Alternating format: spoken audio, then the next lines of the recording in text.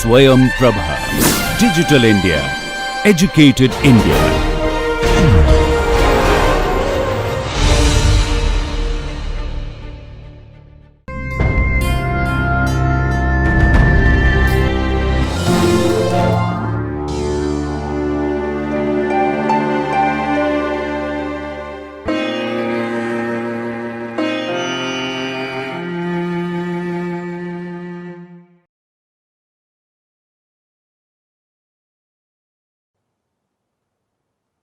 Having considered cell membrane lipids in the previous lecture, we will now move on to cell membrane proteins. This is an overview of cell membrane proteins, and details of each class of proteins will be dealt with in subsequent lectures. As per the fluid mosaic model of the cell membrane, the lipid in the cell membrane is in a fluid state, and the proteins are studded in the lipid film to form a mosaic. Depending on the level of interaction of the proteins with the hydrophobic core of the lipid film, we can classify membrane proteins in three ways: integral, peripheral, and lipid-anchored. Integral proteins are those which are inserted into the membrane and go into the hydrophobic core of the membrane to varying degrees. A special class of integral proteins is the transmembrane protein, which traverses the membrane through and through. The integral proteins cannot be isolated from the membrane easily, and therefore studying their structure, their crystal structure, was very difficult till recently. But now more and more membrane proteins are being isolated from their membranes, crystallized, and their crystal structures are becoming known. In fact, to elute the membrane proteins out of the membrane, we have to do processes like boiling them with a detergent like sodium dodecyl sulfate. Now, the peripheral proteins are those that do not insert themselves into the hydrophobic core of the membrane. They are found on the exterior of either leaflet, either on the inner or the outer leaflet. And some of these peripheral proteins may not even be associated with the membrane all the time. They may be recruited temporarily into the membrane. The lipid-anchored proteins are different in that, while the protein itself does not insert itself directly into the hydrophobic core, it is nevertheless linked to the lipid via a linker molecule. If you come across GPI anchored proteins, glycosyl phosphatidylinositol anchored proteins, you should recognize them as one class of lipid anchored proteins. What is more important to us is a functional classification of the cell membrane proteins based on the functions that they subserve. Functionally, we can classify cell membrane proteins into 6 groups. One functional class is transporters on the cell membrane. Some proteins on the cell membrane behave as transporters. Now, substances which are lipid soluble, like the gases, oxygen, carbon dioxide, nitric oxide, etc., can diffuse through the lipid film easily. But there are other substances that a cell needs to exchange. For example, it has to take up glucose. It has to remove certain waste products from within the cell. Now, these substances cannot cross the cell membrane by themselves if they are polar molecules, and they need transporters to assist them in moving across the membrane. Polar molecules include ions too, and ions definitely require transporters to take them across the membrane. And when we come to the issue of ions, we have to be a little careful, because in the last lecture, we saw that the cell membrane is a charged capacitor. It has a voltage across it. And we saw that it has great insulating properties, and therefore it is able to hold such a high voltage across it. Now, if the membrane was completely impermeable to electrical charges on either sides, then there would be no voltage across the membrane, because then both these compartments behave independent of each other, and are not even connected electrically. There would be no charge across the membrane. And if the membrane was fully permeable to charges on either sides, or even heavily permeable to charges on either sides, then there would be no voltage again. For example, the cell wall of a plant cell, there is no voltage across the cell wall, because the cell wall is permeable to ions freely. A cell membrane, on the other hand, has developed a voltage because of its property of semi-permeability, its property of allowing some charges to go across while preventing others. Now, this notion of semi-permeability again has to be considered carefully. How permeable is semi-permeable? Because we've already said that the membrane is a great insulator. Let us look at this from a different angle.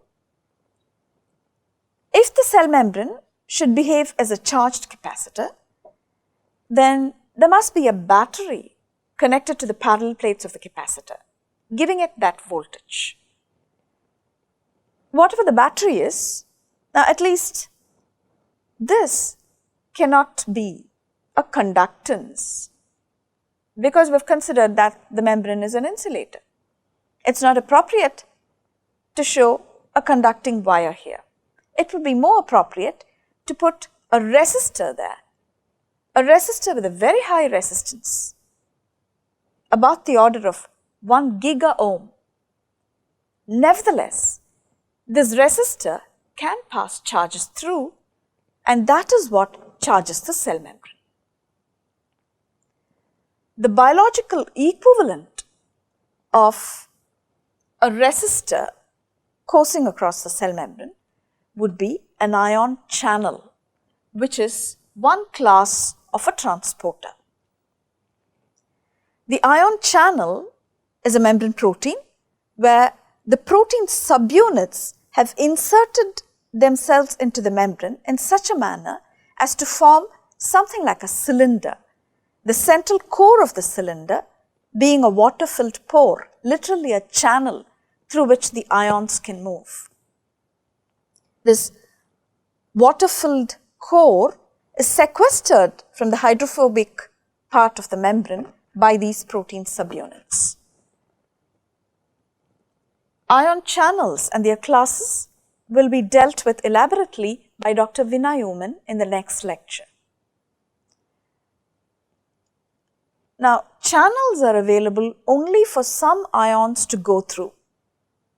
There are other ions and non-ionic polar substances which also have to move through the cell membrane. And to facilitate movement of these substances, there are proteins on the cell membrane, a class of transport proteins called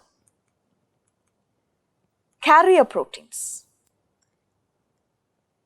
An example of a carrier protein would be a glucose transporter, which would bind glucose on one side. There is no through and through conduit or pore through which glucose can just diffuse across. Once glucose binds to this transporter, then that carrier protein undergoes a series of conformational changes to initially internalize that substance to be transported and then emit it on the other side.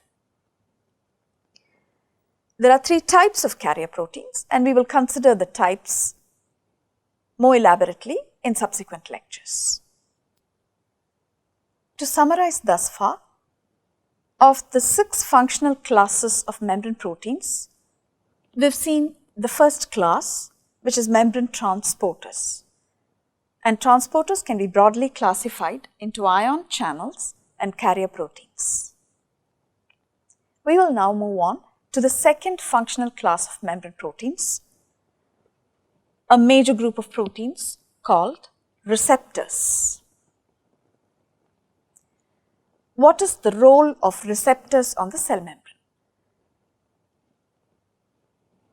Now, there are any number of chemical signals on the exterior of a cell, and only some of these chemical signals can influence the functions of a given cell.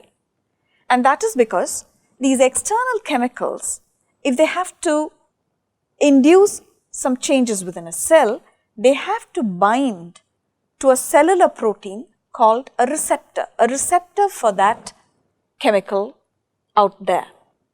Now, what kind of chemicals can we have in the extracellular fluid? We can have hormones, neurotransmitters, paracrine agents, autocrine agents. All these chemicals have a common name. They can be called as ligands. A given ligand can act on a cell only when it binds to a receptor that the cell has for that ligand. Some ligands are lipid soluble, example being thyroid hormones, steroid hormones. So they can diffuse through the lipid film, and even for them to bring about their action, there are receptors within the cytoplasm. They have cytoplasmic receptors.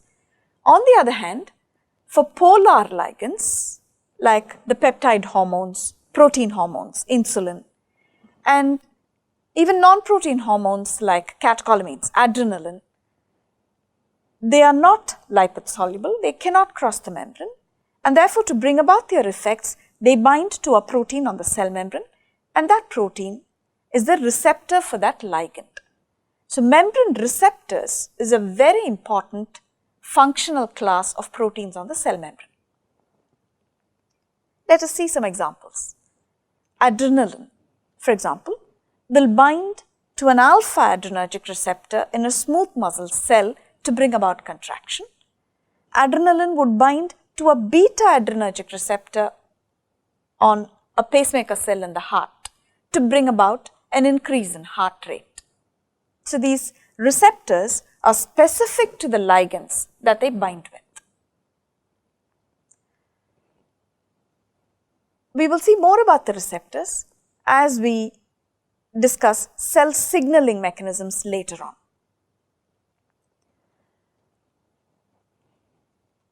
A third class of membrane proteins are enzymes. We have already considered two enzymes in the previous lecture, phospholipase A2 and phospholipase C. There are only a few other clinically important enzymes on the cell membrane that you would need to know. One of them is Adenylyl Cyclase. What do these enzymes do? In fact, the enzymes work closely with the membrane receptors. Let us take the example of adrenaline again. When adrenaline binds to an alpha adrenergic receptors on a blood vessel, then that receptor will activate the membrane enzyme phospholipase C. Not directly, we will see that a little later. Activation of phospholipase C will lead on to vasoconstriction in the blood vessel.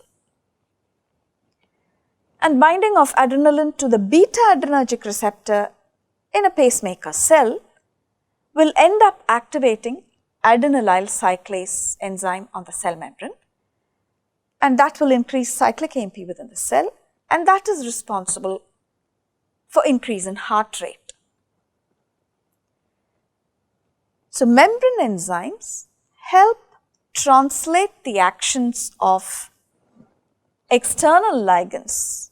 Those ligands would bind to a membrane receptor, and the membrane receptor through some intermediate step will end up activating the membrane enzymes. Again, a list of these enzymes, the most important ones that you need to know, will be dealt with in the lectures on cell signaling. We will now move on to the fourth class of membrane proteins, what are called G proteins. G because they are GTPases. They can bind GTP and cleave it to form GDP and release a phosphate molecule. Therefore, they are called G proteins, GTP binding proteins. there are two classes of these GTP binding proteins, or two classes of G proteins. What I've shown here is a heterotrimeric G protein because it has three subunits, alpha, beta, gamma. There is another class called small G proteins, which is a single unit. Now, these G proteins are also associated with the cell membrane, and what is their role? A little earlier, we saw that an intermediate step is required for the ligand receptor combination to activate some membrane enzymes. Now, this intermediate step is provided by the G proteins. The sequence is like this. When a ligand binds to the receptor, the ligand receptor combination would activate a G protein, and that G protein will then activate or even inhibit, as is the case. So, the G protein would modulate an enzyme, which will then translate into actions of that ligand within the cell.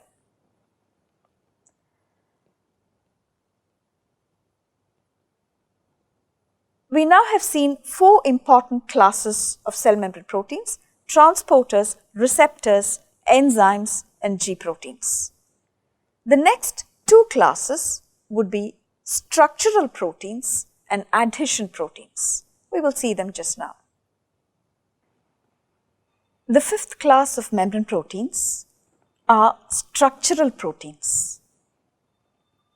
There are a lot of proteins out there, even deeper within the cytoplasm, like tubulins, which among their other functions would give structure to the cell.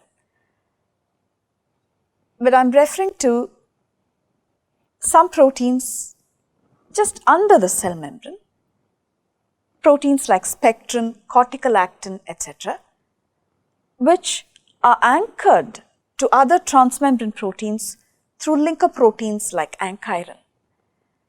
It helps me to think of these proteins in the context of cell membrane proteins as they are anchored to the cell membrane proteins, and I choose to call them structural proteins because they give structure to the cell. The sixth functional class of cell membrane proteins are cell adhesion proteins, or CAMs, cell adhesion molecules. These are molecules found on one cell which bind to similar molecules present on an adjacent cell. This information is best described in Lodish et al. In a book called Molecular Biology of the Cell. That is my reference for this part of the lecture. From lumen upwards, these cell-cell adhesions are listed as tight junctions, adherence junctions, desmosomes, and gap junction. Now, a word of warning, I do not want you to memorize all that is said here,